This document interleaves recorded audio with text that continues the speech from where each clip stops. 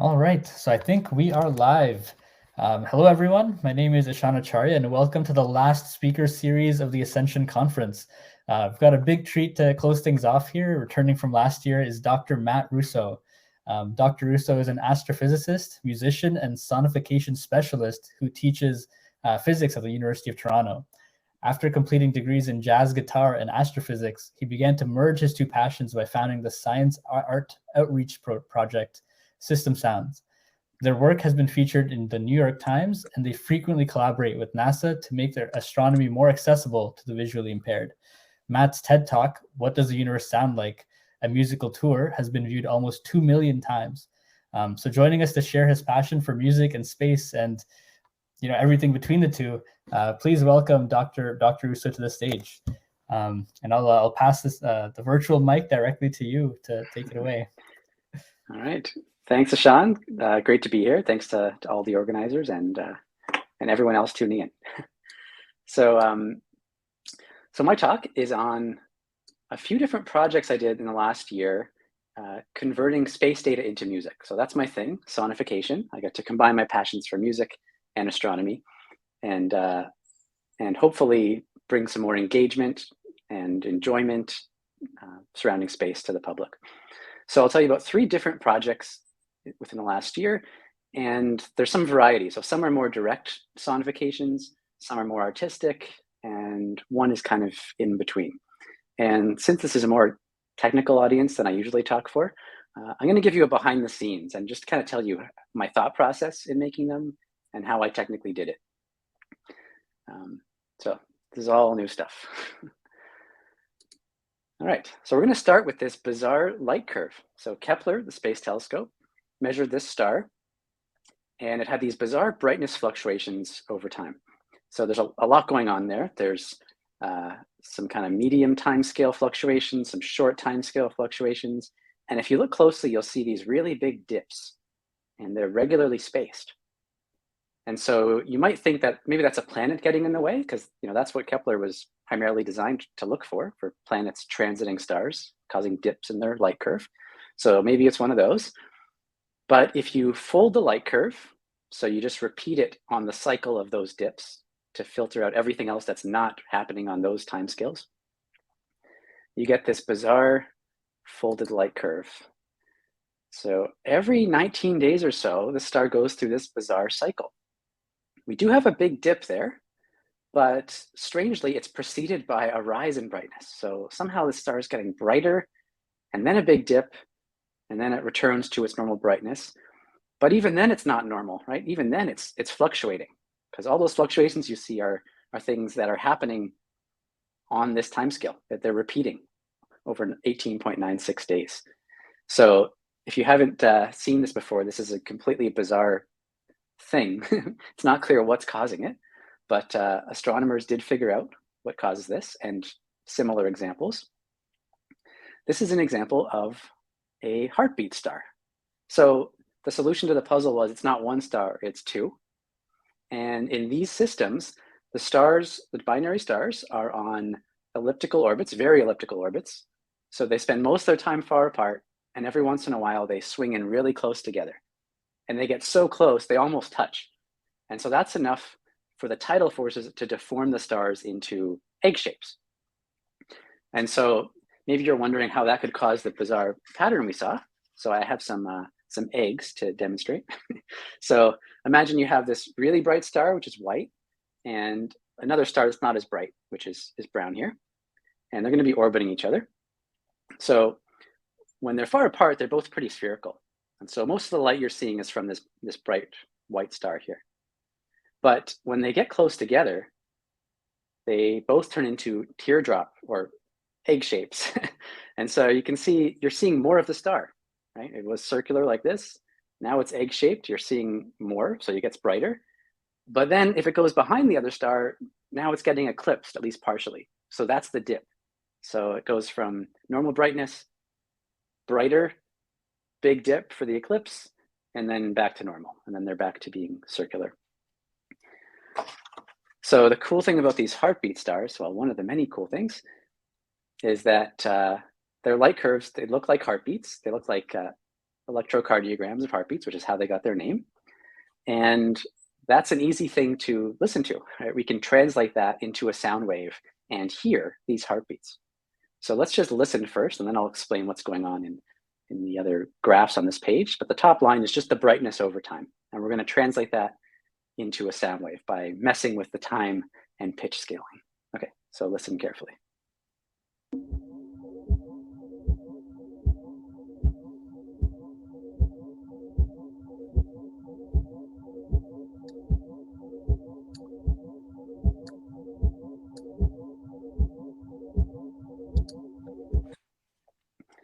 Okay, so you'll notice the second line is showing their separation. So the heartbeats happen whenever they're at their closest.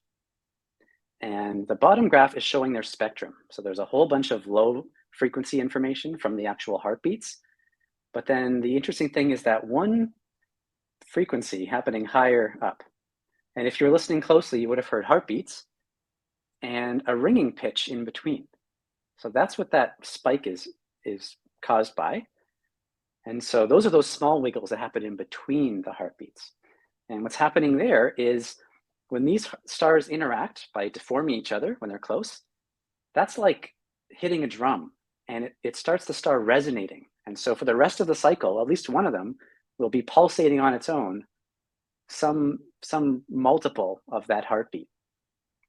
And so it's resonating with their actual heartbeats, staying perfectly synchronized in time, and kind of just pulsing until it gets back to its other star. So I think of the heartbeat stars as the sound of stars in love, because they come in and give a kiss, and then they're kind of like their hearts fluttering as they're far apart until they return again. This star you can see on the top right happens to be beating at 1.6 beats per month.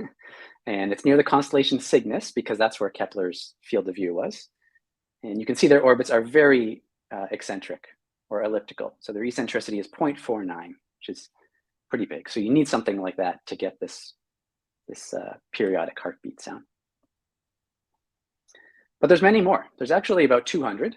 So here's my 5 favorite, including the one you've just heard.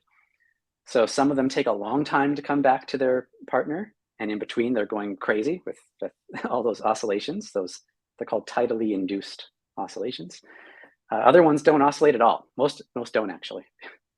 And then they all have kind of different shapes because of the relative geometry, right? If you see an egg oval shape from one angle, it's got a certain brightness. If you just happen to be looking at it from a different angle, it's not as bright. And so the geometry plays a big role in the actual waveform of the heartbeat and how much it is eclipsed by the other star. Okay, so let's listen to the remaining 4 of these, and you'll notice the differences in timescales and whether or not they have this ringing effect in between heartbeats. So here's 4 more.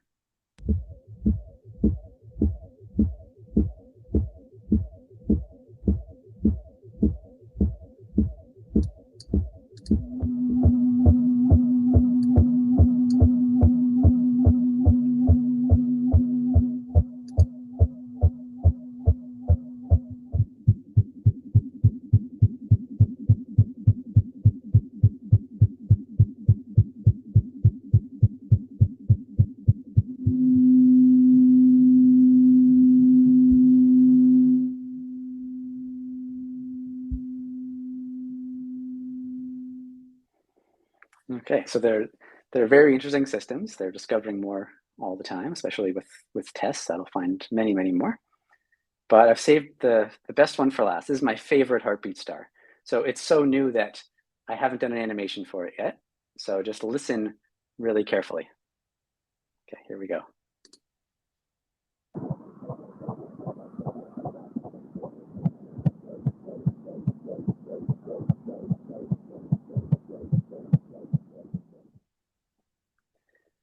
Okay, so that's my favorite heartbeat star because my wife is pregnant and I'm expecting a daughter in June. And so we went out and got a fetal Doppler scanner so we could hear the heartbeat. And yeah, this is probably the first baby announcement at a SEDS talk, right? So I'm really excited about that. But the point is, how similar the sounds were from a real heartbeat to the heartbeat stars. Okay, so that was a pretty direct translation. It's data happening over time series data, and I'm just messing with how fast it happens and equivalently how high pitched the sound is to make those heartbeat stars. I'm not messing with the waveform. I'm not adding musical harmony or anything like that. But in other cases, like, there's other ways to do sonification. All right, thanks a lot for those in the chat. So this is an image of the Tycho supernova remnant taken by the Chandra X-ray telescope. And so this was presented to us by the Chandra team, by Kim Arcand at Chandra, and said, what can we do with a sonification? And in this case, it's an image sonification. So we want to represent visually what's happening through sound. So the idea is if someone doesn't have access to sight, if someone is blind or visually impaired, can we make a musical or an audio version at least that helps them hear something about what's going on, at least something interesting. So whenever I get a project like this, the thing I think about is this quote that I really love. It's by a visualization scientist, Ben Fry. And he said, I'm often asked for a library of tools that'll automatically make attractive representations of any given data set. So people wonder, is there a tool you can just feed this into and get a nice sonification out of? But the rest of the quote is, but if each set is different, the point of visualization is to expose that fascinating aspect of the data and make it self-evident. So that's in a famous textbook called Visualizing Data. And it was altered to refer to sonification as well by a sonifier, Kelly Snook.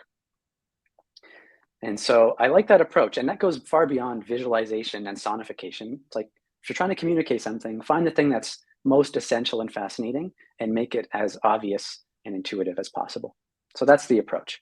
So what we're looking at here is the remnant of a supernova.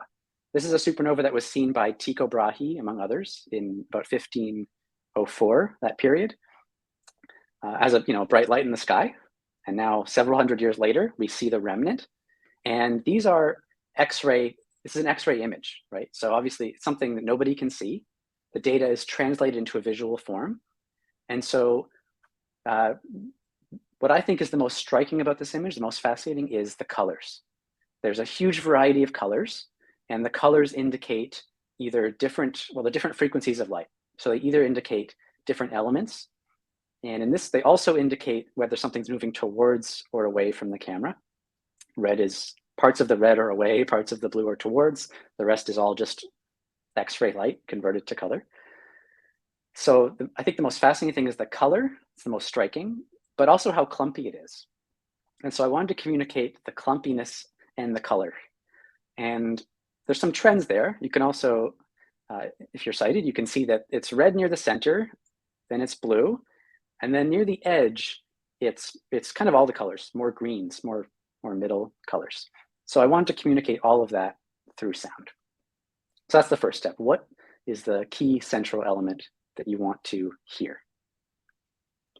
And yes, the X-ray energies have to be scaled down. They're represented as visual frequencies in an image so that they're accessible to human eyes. Okay, so there's already a translation going on, right? From X-ray light to pixels in an image with visual or optical frequencies. Okay, so breaking it down a little bit, this is actually two images. The left is the X-ray image, and the right is an optical image from Hubble. That's actually like the background, right? So you don't see any of this in optical. It's completely invisible to any human eyes, if you could see that, that high resolution, but even Hubble can't see this. So we got two images, and probably want to apply the same sonification technique to both because they're going to be played together. The next step with this kind of thing is to figure out your time path, because an image is kind of like a snapshot, right? But music happens over time. And so you have to choose in this case how you want your time to flow. Maybe you want to flow from left to right, or along a squiggly path, or a path that someone's making by touching a screen, something like that. So for this image, for what I wanted to communicate, I thought that the best path was from the center out. because that would let us hear the change in color from the core to the outskirts of the supernova remnant. So kind of an odd choice, but I thought that made sense for this, and I wanted to try something new, right? That's the other side of this. The point is, for me, is to try something new and explore. That's the fun part. So I've got my time parameter. The next thing is just all the other mappings. So what visual elements get mapped to what audio elements? So color's the dominant thing here, and our ears are really sensitive to changes in frequency. So let's map color to changes in frequency. And in this case, I chose to map into musical notes, because might as well make it beautiful if you can.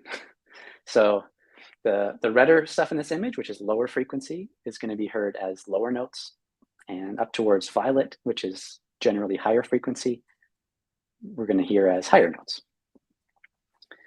And then you're trying to be intuitive with these, right? So you can explain as little as possible to someone before they experience it. So I chose to control the volume with the brightness. That way you won't hear anything when it's black, and you'll hear things when it's bright. It'll be louder when it's brighter. Seems intuitive. And then because we have, we can listen with stereo headphones or systems, you might as well map the horizontal position to stereo position. So things near the left are heard in your left ear, and things near the right are heard towards your right ear. And then you have to actually make the sounds. You have to make decisions about how are you going to synthesize these sounds. So for the X-ray image, I chose continuous synthetic tones. So I'm just generating sine waves with certain frequencies, combining them all together. And it's continuous because, it's a clumpy mess of stuff. There's no boundaries within the remnant, so kind of had to be continuous. And I'll give you a sample of this. Here's what comes out of that algorithm.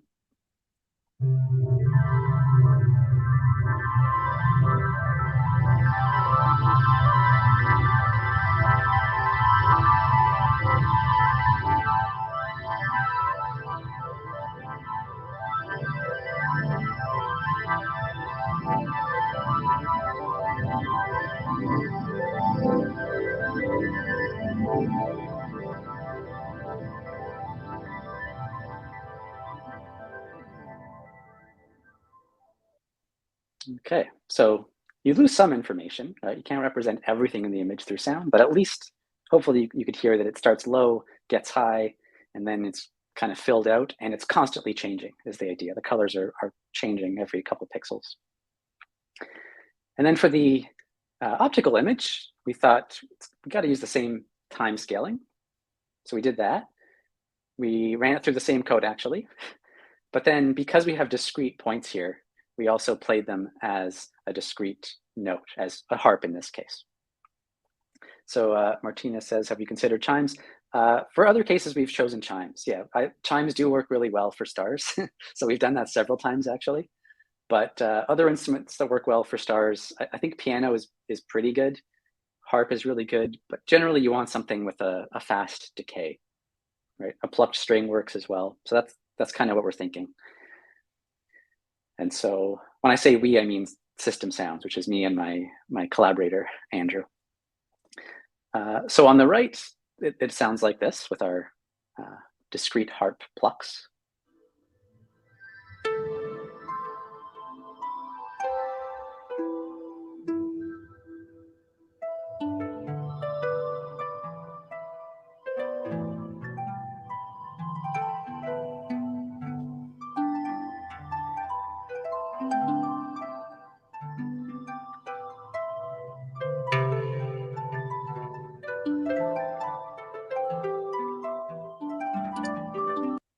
Okay, just a sample. So that's with the harp. I don't have a piano sample of this, but you could just as easily play it through a piano sample. I've done several, well, I have a whole company that does piano sonifications of stars. It's called My Starry Night. So you can look that up and get your own personalized piano sonification of the night sky on the day you were born or any other day. Okay, so that's 2 layers. And this is kind of the more artistic stuff, right? But I wanted to do something else that was a little more direct. So I searched around and I found they published the X-ray spectrum of Chandra. And so this is showing the amount of X-ray energies, or amount of each X-ray energy over the whole thing. And you can see there's nice features here, right? There's 3 spikes, one for iron, one for silicon, and one for sulfur. So that's cool. I think something simple I can communicate. And so those are X-ray energies there in kiloelectron volts, but each X-ray has a certain frequency. It's like a billion hertz. So I just scaled those down by 50 octaves. 50 octaves is 2 to the power of 50. So then it's in the audible hearing range, and the relationships between all of the frequencies there are exactly the same, right? It's really just like shifting the frequencies into the human hearing range. And then Chandra also, it took a while, but I found you could actually find how the spectrum changes at different points in the supernova remnant. So as I scan from the middle outwards, I actually programmed it to change the proportions of these peaks because we know how much is apparent in each one. Okay, so let's listen to this. Hopefully you can hear there's 3 big contributions. You'll hear a medium note and a high note at first, and the relative height is telling you how they're changing over the remnant. And then towards the outside of the remnant, you'll start to hear that low iron line, which is kind of broader, so it's going to be more noisy. So see if you can pick out the 2 and then 3 dominant frequencies here.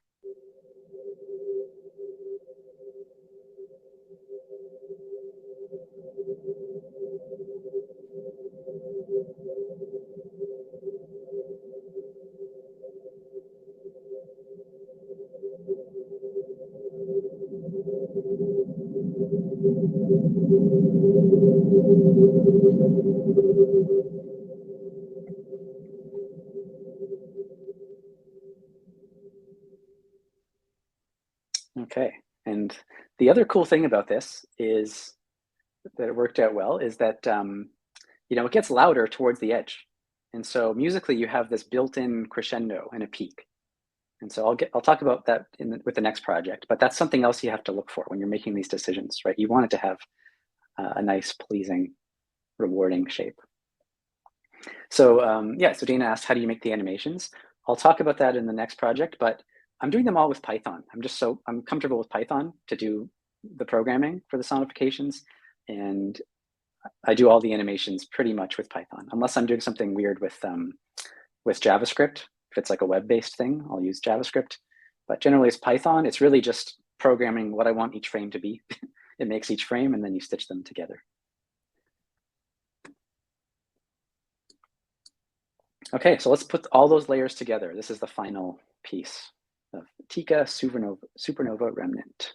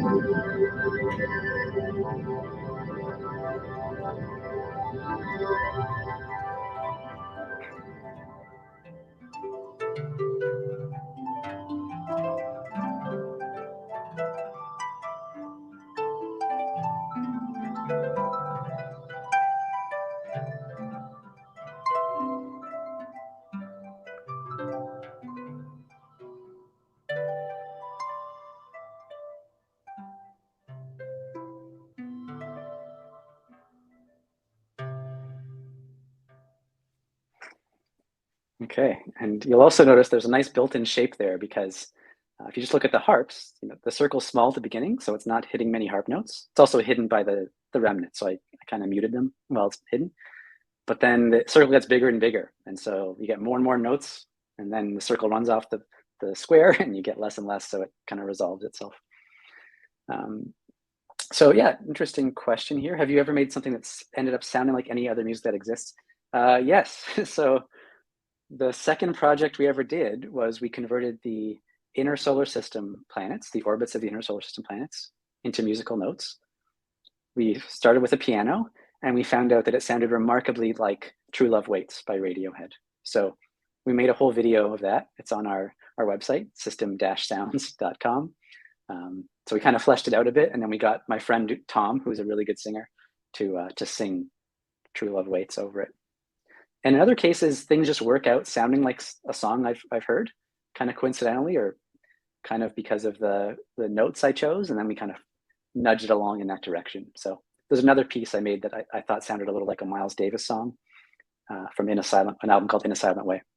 So we just kind of nudge things in that direction, right? Because the idea is to connect with people, right, emotionally. So if there's some kind of pop culture or familiar sound, that helps kind of, tweak people's emotional centers and get them responding. So it's always fun when that happens.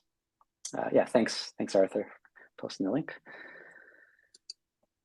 Okay, and the last project I'll talk to you about is the Hubble Ultra Deep Field. So first, Simeon says, have you ever made any soundtracks like this, like these for movies? No, we've talked to a few film producers about doing things like that.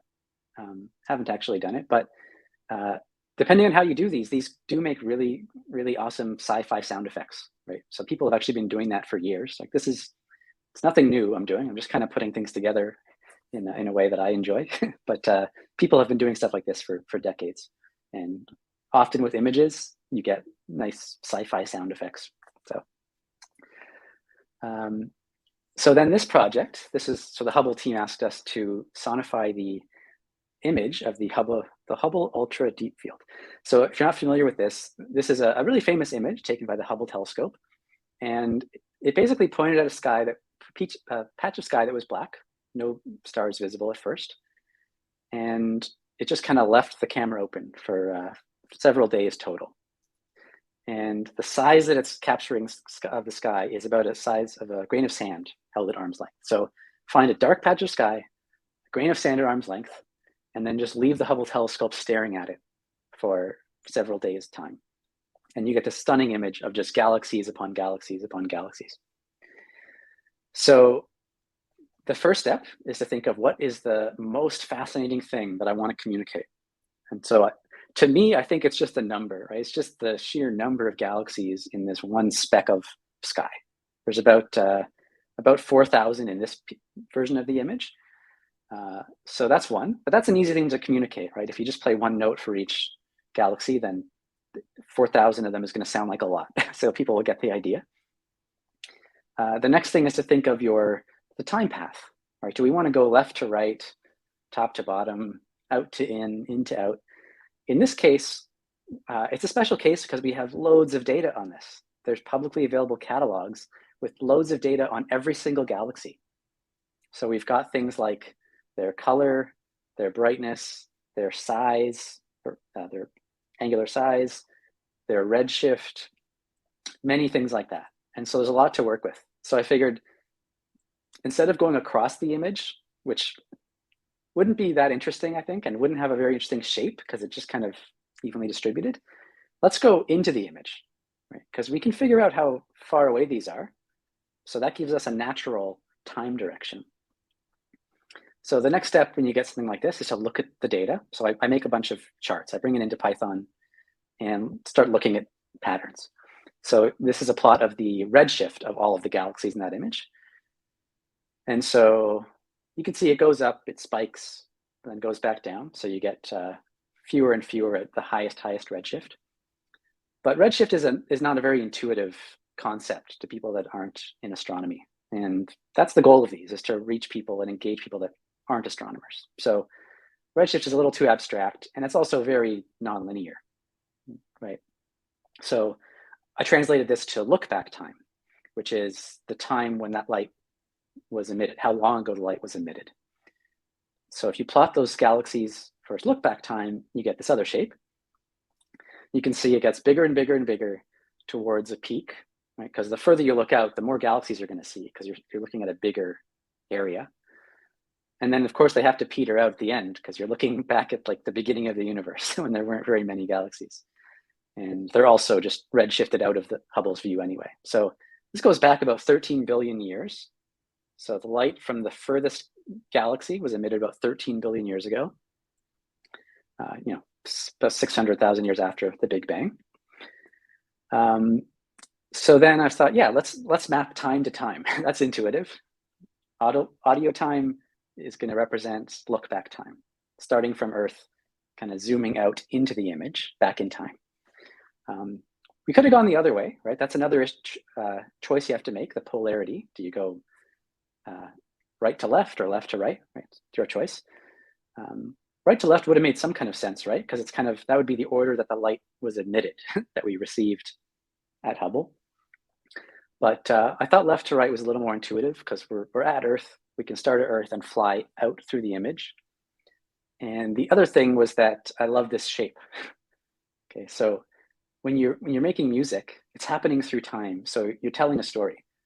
And so it's good if you can have some kind of natural story arc. So this is a common arc used in movies and books and things like that.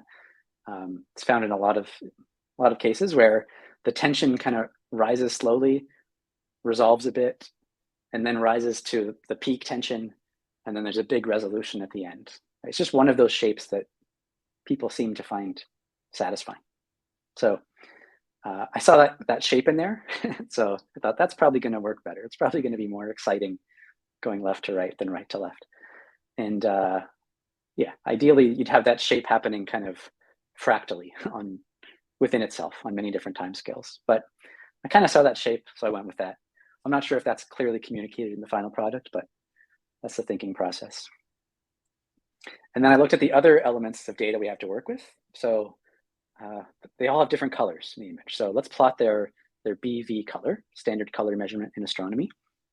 So you can see there's quite a lot of variation.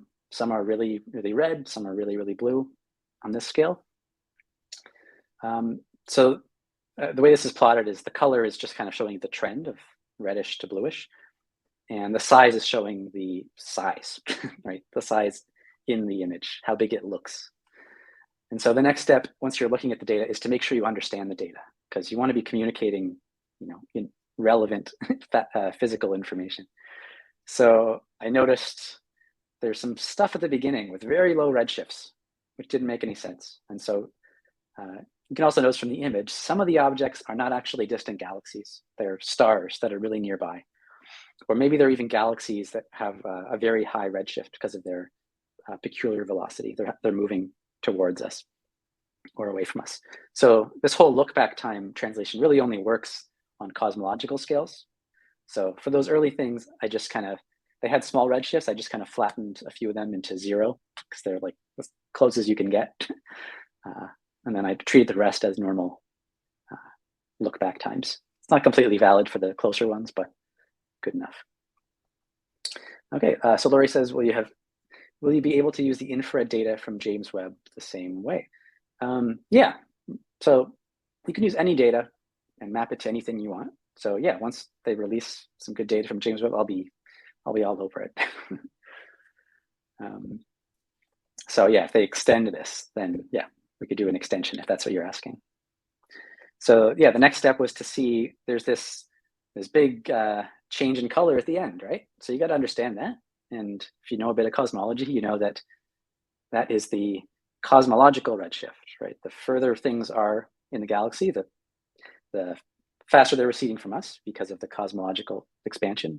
And so eventually they're redshifted into infrared. And so in Hubble's view, they just get redder and redder and redder and then stop. So that trend was nice because I understood it, the cosmological redshift.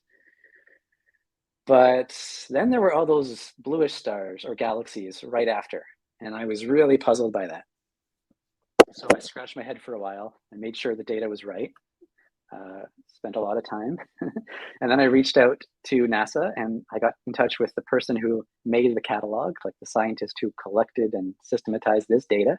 And he said, just forget about it. It's like, it's got to be spurious. It's got to be just like there's an overlap of a foreground galaxy and it's that color that's getting measured for that distant galaxy. So he said, just pick a point around there and forget about the rest because they're not really meaningful. Okay, so filtering the data is always an important step. Okay, so now we've got the data. I like this. I like there's a trend over time. There's different colors, different sizes. So I decided I'm trying to do the most obvious thing in every case. So I just picked, let's map the color to note again, color to frequency.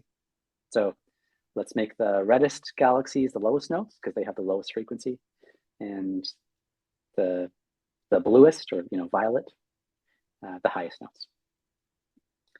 And then you've got things that are really big on the image and things that are really small. So let's make the really big things the loudest things because it'll match you visually.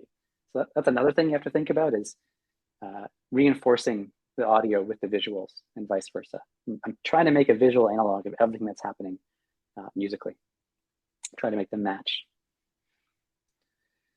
Okay, so here's what it looks like in case you're wondering. Like, I do all the processing in Python, and that outputs a MIDI file. And then you bring that into a digital audio workstation. So I use one called Logic. You can use Pro Tools or Ableton.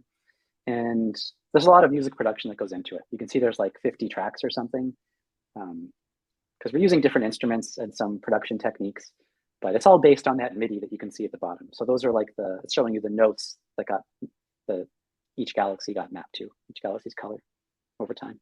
And you can see all those muted notes at the end that I happily just got rid of once I heard that I could. Okay, so then the next step was the visuals. And honestly, the visuals, except for straightforward cases that I've done similar things to before, the visuals usually take more time than the audio. So for this one, we need to show which galaxy is making which note. So maybe you can make them flash, that's one option, but it might be kind of hard to see that, and then the image won't really develop over time. So I thought, let's just make them appear as they're played.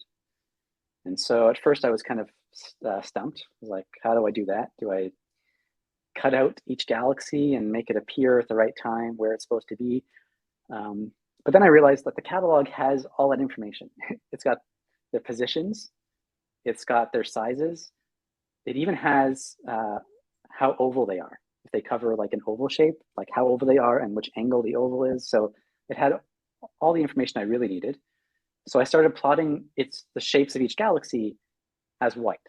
And there's a few there for the stars I had to do manually because they weren't ovals, they weren't ellipses. And so I just made a white circle appear on a black frame for as every galaxy was played in the sonification. And then I just blurred the edges a little. And then I used that as a mask. So I put that over the image of the galaxies and let everything that's white show through. And that's how we did the animations, to make it look like they're appearing. But really, you're taking away something else in another layer.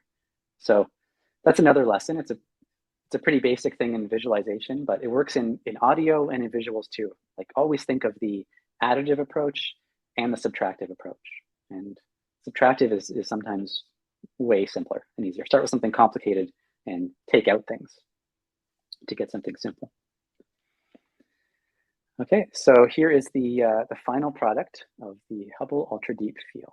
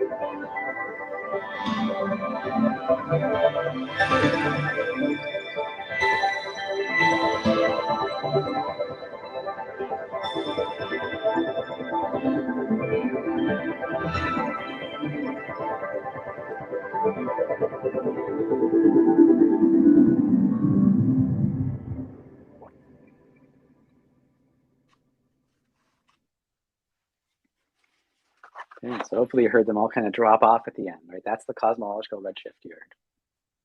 So I was really happy with this, but I think I made two mistakes in retrospect. So one is that I really wanted those first stars that appear to be impactful. Right? You can hear there's like a swell effect on everything because I'm picturing you approaching the galaxy. So I wanted to hear that swell, which means I started with completely black. Yeah, it sounds like it's being played backwards because that's what's happening to get those swell effects.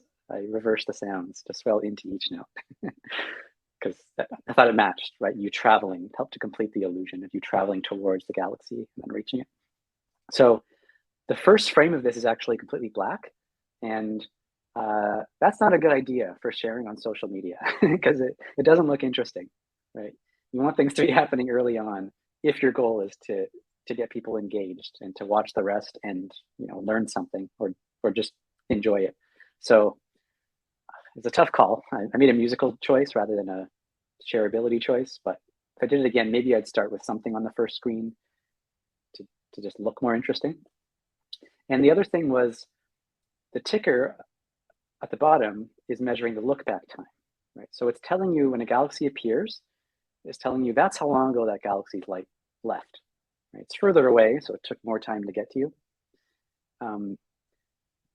That's also pretty abstract, right? I could have just said it's distance. I could have said the number at the bottom is measuring distance in light years. And then you're just thinking of distance away. So I didn't do that because in reality, that's the distance the light was emitted. It's not the distance the object is at now because the universe is expanding. And I didn't want to confuse people, so I chose this more simple thing to me, which was look back time. But yeah, that's another thing you have to worry about if you're making, SciComm, science communication for the public. There's, what's technically right, and then there's what's completely accessible, and you want to balance those. Because yeah, I don't think this got much attention. I think those are two of the reasons why. So that's my thought process. Okay, so I did say that I don't use any tools because I want to do something new for every sonification to make sure it really fits that piece of data. But in other cases, you do want a tool. So I've been working with a volunteer group of sonification enthusiasts and scientists and educators, and we're developing a web app to do image sonification, and it's mainly going to be used in grade schools. So we're going to make lesson plans for grade schools of sighted students and non-sighted students, and it's called Pixel Synth. So the original version was actually done by an artist named Olivia Jack. So we took what she did with her permission and we kind of simplified it, improved the algorithm a little, and just suited it to our needs. So I'll give you a little demo of this. I have to switch shares, so there'll be a little interruption.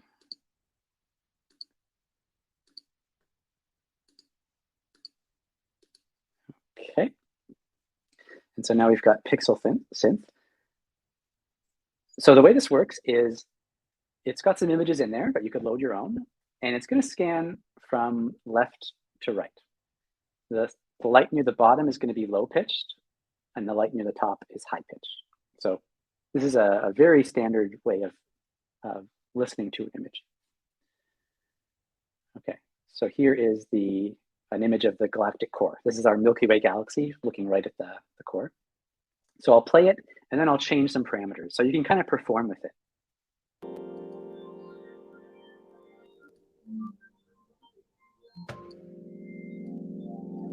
Changing the speed.